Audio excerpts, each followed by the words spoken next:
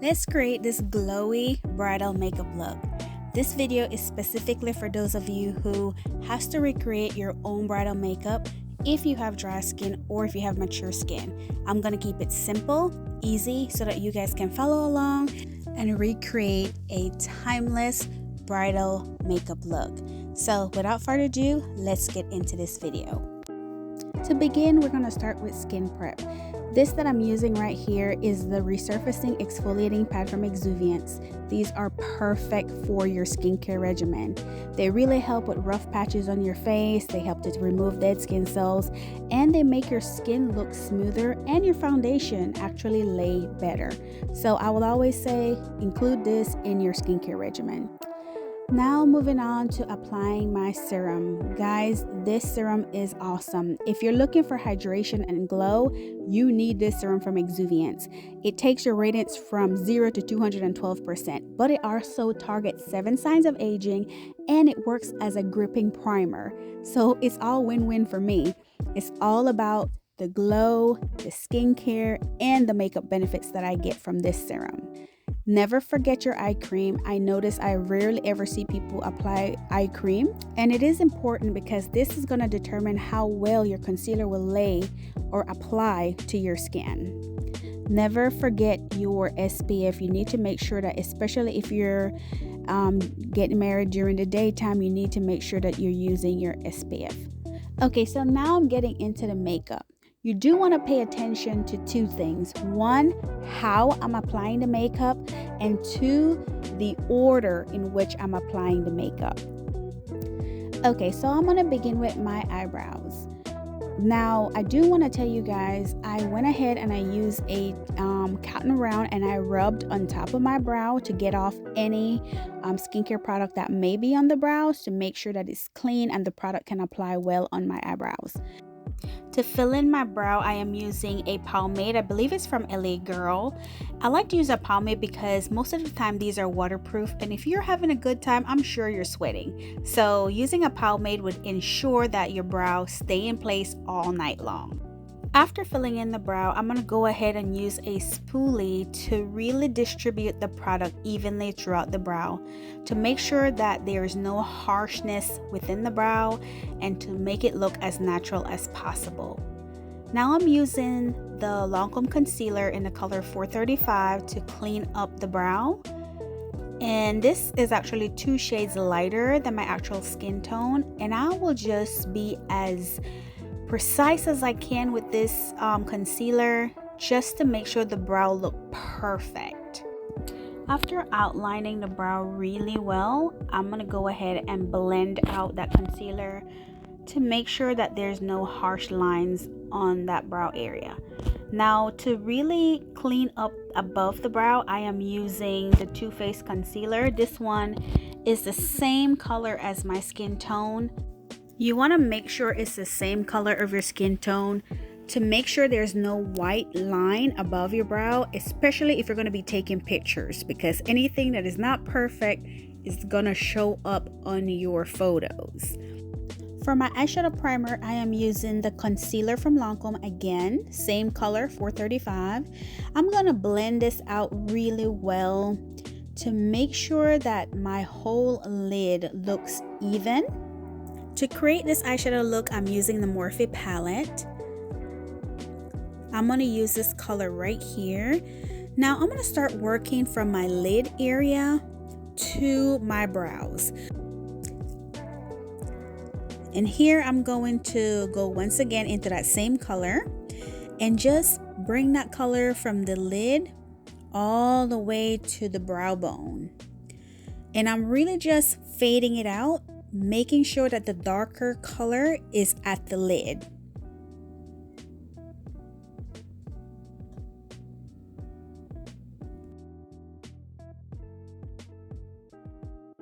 Now I'm going to use a color that's just a little bit more darker than the color that I was using earlier.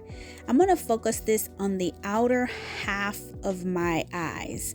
So for some brightening effect, I'm going to use that shimmery color and I'm going to focus this on the inner half of the lid.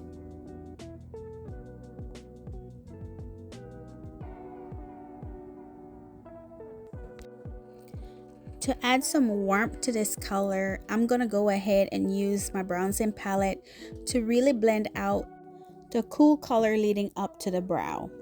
Now I'm going in with the darkest shade in that palette to focus on the outer V as well as the bottom lash line. And here I am applying mascara, but then I looked at the darkness on the corner of my eyes and I thought I would like to blend it out just a little bit more because I don't want it to be too black. I just want it to have a smoky effect. Now here I'm applying a half lash. This is a lash that I've cut from Ardell's. I cut it in half because I didn't want a full band of lashes on my eyes.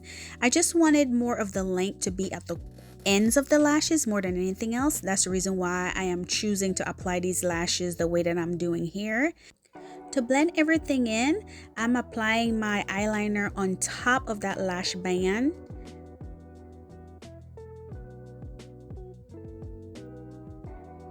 Now it's time to move on to foundation. Now this is where it gets fun.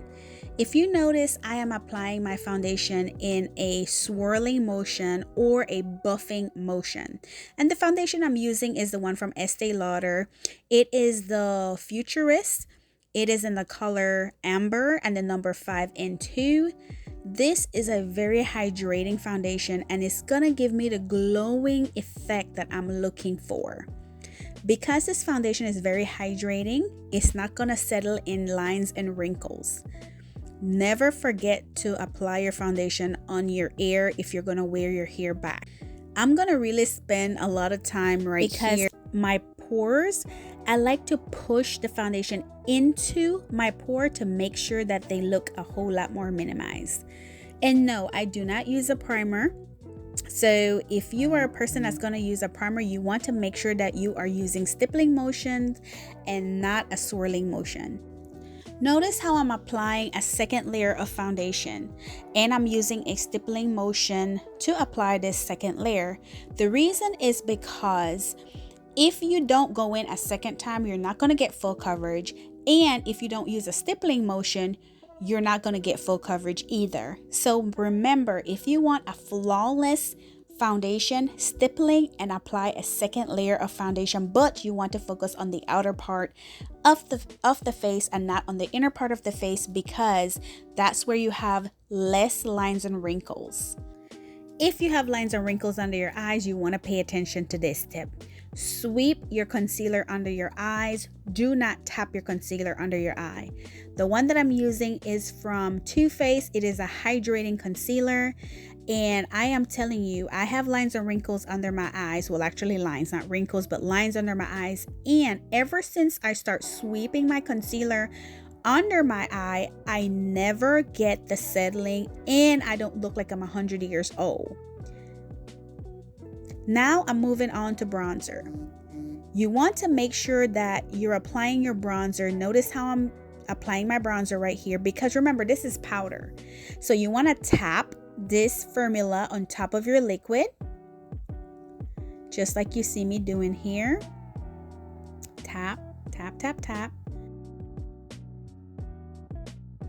And you always want to apply liquid, then powder, but not powder, then liquid. Because if you do, what's going to happen is that your makeup is most likely going to look cakey. It's not to say that you can't, but as a beginner, I would tell you I wouldn't try it. I would just stick with the rule of thumb at this moment. Now using a hydrating brightening powder, I'm applying this all the areas of my face that I want to brighten. Moving on to my blush. I'm mixing two colors together and I want this blush to be a really bright color, and the reason is because I'm gonna tone it down in a little bit and I want this to look like this blush is coming from underneath my skin. So I'm just gonna go ahead and really blend that blush to make sure that it looks really nice. After I'm done, I'm going to use the same brush that I used to blend out my foundation, and I'm just tapping right over that blush. You notice how it's toning it down? That's what I want. I want it to look like the blush is coming from underneath the skin. There you go. That's how you tone down everything, and this is how you make everything look like it's natural, but like it's also there, if you know what I mean. It just looks so flawless, and there won't be any harsh line because you're blending everything out together. After applying my lipstick, I'm going to use a brown lip gloss on top of this just to tone it down a little bit. And that's it. Guys, I'm going to put it all together, and this is what it looks like. Gorgeous. If you like this video, give this video a thumbs up, comment so I know what you guys think. Share this video so others can benefit from it, and go ahead and subscribe to my channel so you don't miss out on any other videos that I share. Thank you guys so much for watching. You have a wonderful day. Bye.